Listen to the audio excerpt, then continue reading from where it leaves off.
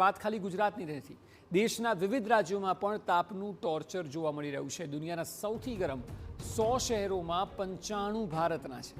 દેશના 16 શહેરોમાં તાપમાન 45 ડિગ્રીને પાર પહોંચી ગયું છે.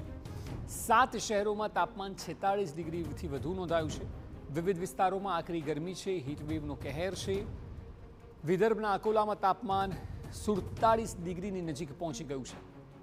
અકોલામાં તાપમાન 46.9 ડિગ્રી છે, અમરાવતીમાં 46.8 ડિગ્રી છે. દિલ્હી, હરિયાણા, ચંદીગઢ, બિહારમાં હીટવેવનું એલર્ટ છે.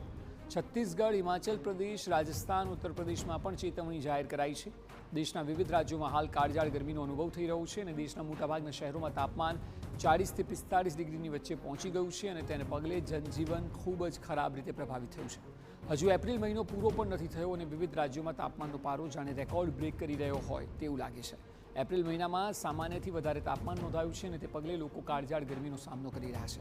ગઈકાલે દિલ્હી, લખનઉ, નાગપુર, અકોલા, ભુવનેશ્વર તેમજ ભોપાલમાં તાપમાન એપ્રિલના સામાન્ય તાપમાનથી ઘણું ઊંચું જોવા મળ્યું હતું.